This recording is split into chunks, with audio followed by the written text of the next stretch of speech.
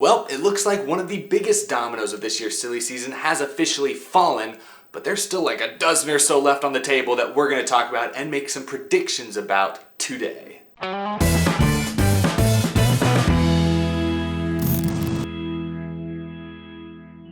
How's it going, you guys? My name is Eric and welcome back to Out of the Groove. And this is an episode I've been planning basically for a year, basically since the last time I did one of these things last year. Every year, NASCAR silly season is one of the most talked about things about the sport these days. Drivers are signing shorter and shorter contracts. I mean, just this year, Kyle Busch signed a 3-year contract. Look at other major sports. Superstars are signing 5, 8, sometimes 10-year contracts. So with that in mind, people are moving around a lot more often in NASCAR.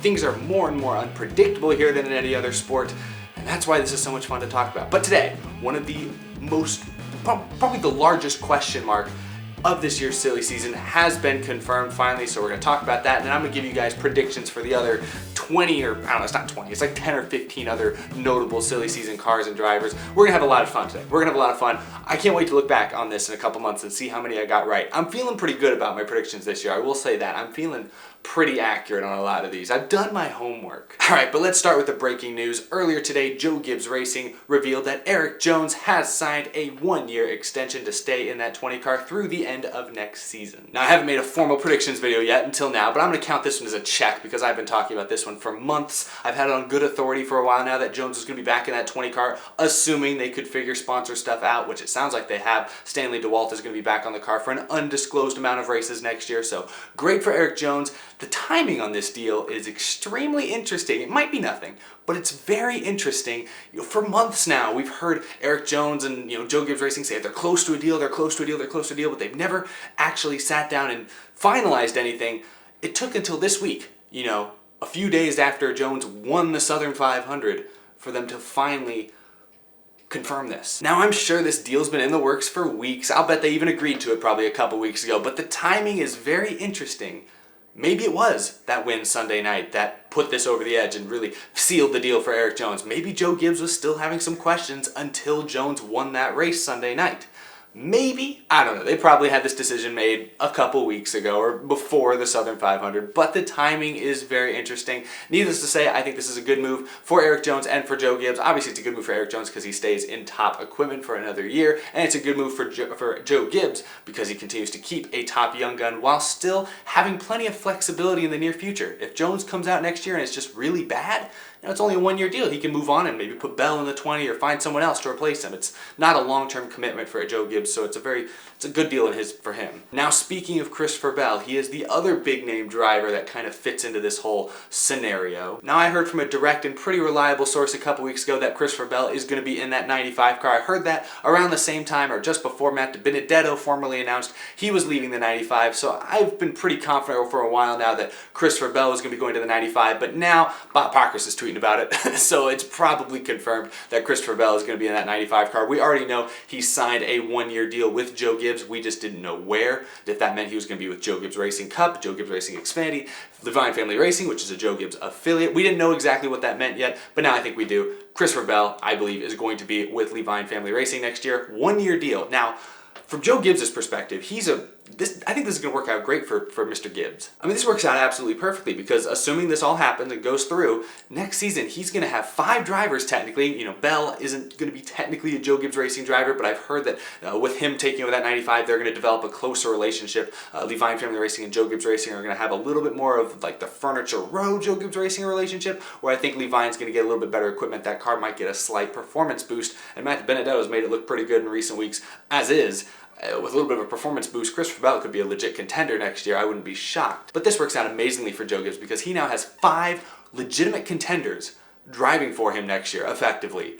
No other team can say that. And he's very flexible because both Bell and Jones are on 1-year deals. At the end of 2020, if things change, Joe Gibbs has plenty of flexibility to move people around. If he wants to put Bell in the 20, if he wants to get rid of Jones completely, wants to get rid of Bell completely, which I don't see happening, or he wants to just do whatever he freaking wants, he's got that flexibility now because, ultimately Joe Gibbs holds all the power in these negotiations because he is basically the owner of the best team in NASCAR. Every driver on earth wants to race for Joe Gibbs Racing, so when Erik Jones, when Christopher Bell go to the bargaining table, they don't have a whole lot to bargain with, just their couple years of experience. Joe Gibbs is holding all the cards. So obviously this deal, 1 year for Jones, 1 year for Bell, definitely favors the owner, Joe Gibbs in this case, but can't blame him. He's a businessman. He set himself up really well for the future. He has somehow managed to rebuild while still being in his prime. Like, you know what I'm saying? In other sports, teams usually have to tank for a couple of years to get draft picks and then get better. Joe Gibbs is literally the best team in the sport this year and is still reloading to get even better next season. That's just, it's insane. It's impressive. I'll give him that. It is impressive. But anyway, yeah, Erik Jones confirmed to be back with Joe Gibbs Racing next year. I'm excited for that. I think what we saw this last weekend is just the tip of the iceberg of what Erik Jones can be in the not so distant future. And then Christopher Bell, I have it on good authority. It sounds like it's all but confirmed at this point. Christopher Bell will be in the 95 car with maybe a slightly closer relationship to Joe Gibbs Racing than we've seen with the 95 this year. So with that being said, let's talk about some just generic predictions here. No breaking news on any of these, but we're going to look at some rumors that we've heard the last few weeks, couple months, and I'm going to give you guys my full set of 2020 NASCAR silly season predictions.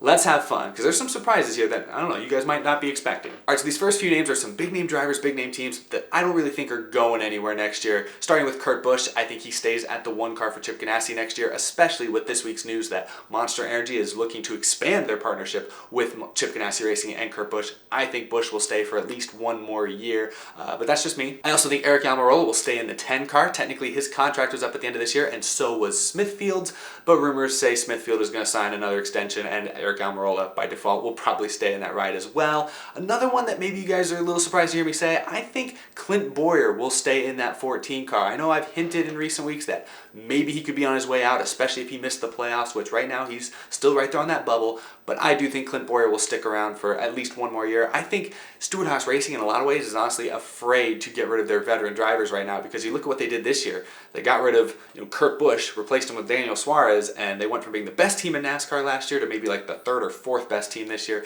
I think they've seen what's happened to Joe Gibbs in recent years, what's happened to Chip Ganassi Racing, putting Kurt Busch in the 1 car, and how that's helped their program a whole lot. I think Stewart-Haas Racing's afraid to swap out their veterans for young drivers too quickly. I think they're afraid to do that, so I think Bowyer's going to stay. He does bring some of his own sponsorship. He's very marketable, big personality.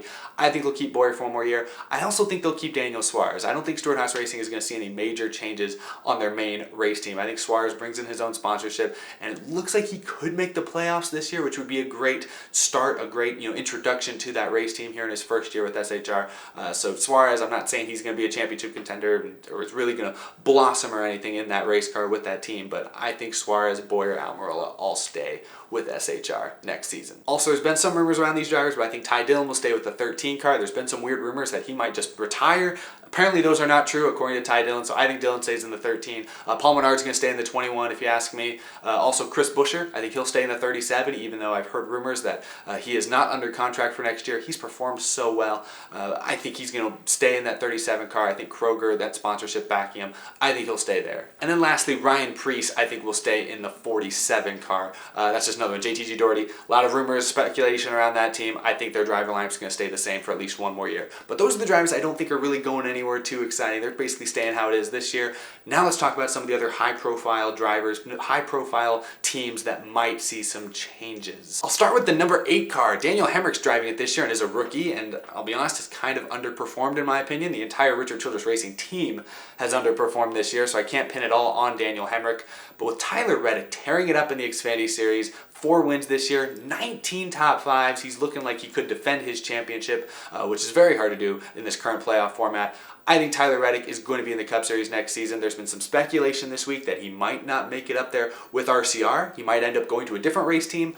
But he's already made a couple of Cup starts for Richard Childress Racing. I think Richard Childress Racing is going to do whatever they possibly can to get Reddick in a Cup car next year. I think Tyler Reddick will be in that number 8 next year. I don't think there'll be a whole lot of changes on the sponsorship side of things. I think they're going to take a lot of the sponsors that sponsored Hemric, and they're just going to put them on Tyler Reddick's car, because I think Tyler Reddick, in my opinion, probably has a bigger upside than Hemric does. So I think Reddick will end up in the 8 car and will contend for the Rookie of the Year. Now, my next prediction might seem way out there, but I've seen some reports, seen some rumors that suggest this might be true, so I'm going to stick with it. I'm going with my gut here.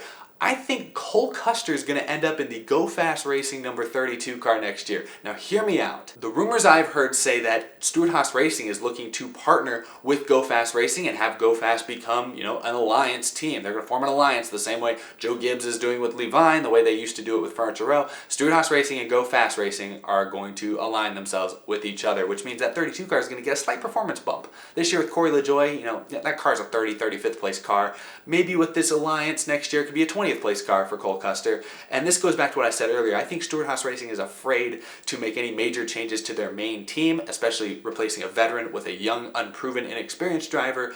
I think this is a safer bet for Stewart-Haas Racing, is to put their young, promising up-and-comer in a satellite team for a year or two. See how he does, let him get his feet wet, the same way Gibbs did with Erik Jones. Erik Jones spent his rookie year with Furniture Row. I think this is exactly what Stewart-Haas is going to try to do with Cole Custer. Let him spend his rookie season, maybe his sophomore season, with Go Fast, an alliance team. Let him get his feet wet and see what happens. So I think Cole Custer goes to the 32 car. That's the rumor I've heard. It's a Ford team. I think that's what's going to happen. Corey LaJoie, the driver currently in that 32 car, I've heard there's a good chance he could go to the 38 for Front Row Motorsports. Remember, David Reagan is retiring at the end of this year, so that 38, not a great car. It's a 30th place car, but that car is open now. Now, the other name I've heard mentioned is Matt DiBenedetto for this 38 car. Remember, we have to talk about Matt DiBenedetto. He's lost his ride at the 95. But also Matt DiBenedetto, while he said he wants to stay in the Cup Series, he also wants to win in the Cup Series. And if he goes to Front Row Motorsports in that 38 car, there's no clear path to winning there. I mean, you're not going to win in a Front Row Motorsports car unless you get lucky at Talladega.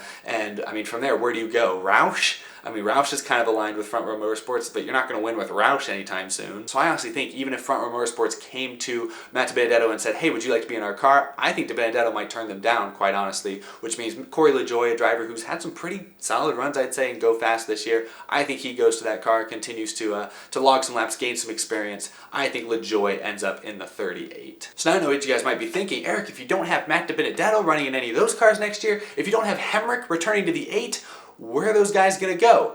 There's a nice little place called the Xfinity Series that I think might have their name written all over it. I know no Cup Series driver wants to go back down to the Xfinity Series, especially after they've had a taste of success in the Cup, but I think for Daniel Hemrick and for Matt DiBenedetto, this is their best options. I think Daniel Hemrick will go back down to Xfinity next year with Richard Childress. I think he'll drive probably the 2 car.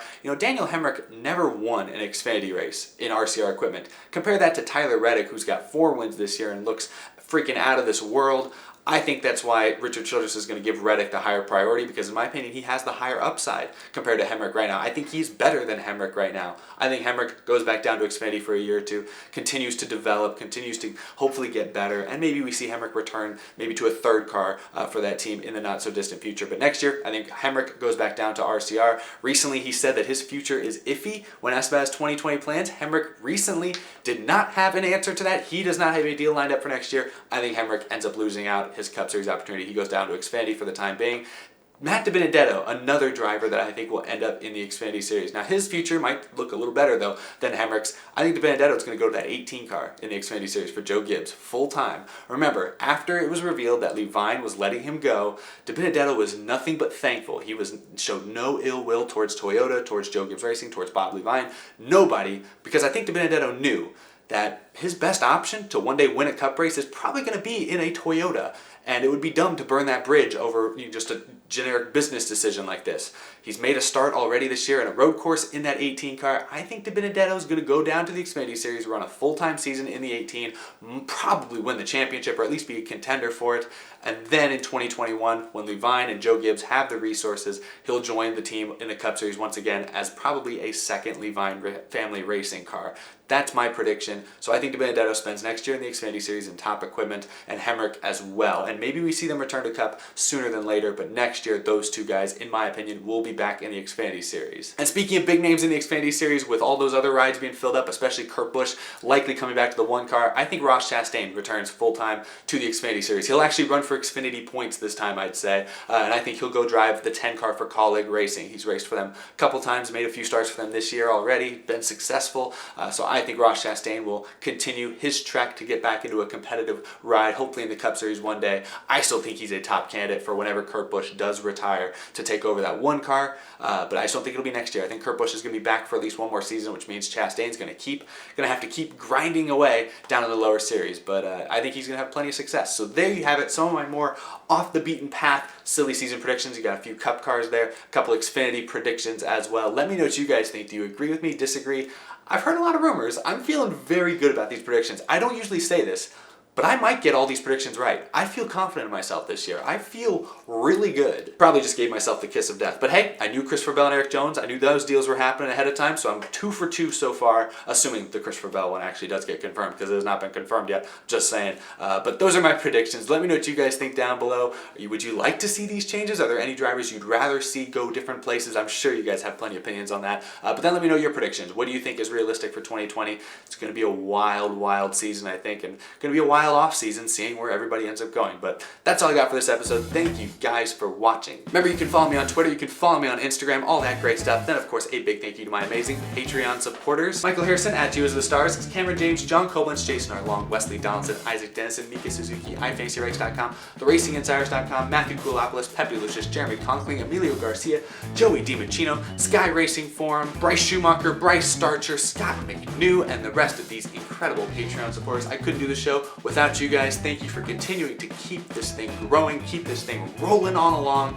I couldn't do this without you guys, so thank you for your continued support. Yeah, I hope you guys enjoyed this video. Kind of impromptu, but with the Jones news today, I was like, all right, gotta make this video. I've been putting this off far too long. Had to make this video today. Hope you guys enjoy it. I'll see you again here in a couple days after the Brickyard 400. If you missed it earlier this week, I did a preview for that video, or preview for that race, so go check that out if you missed it. We talked all about the playoff grid, the playoff bubbles, all that drama. Check it out if you missed it, and I will see you guys again later this weekend after Indianapolis. Have a fun one, everyone. See you again very, very soon.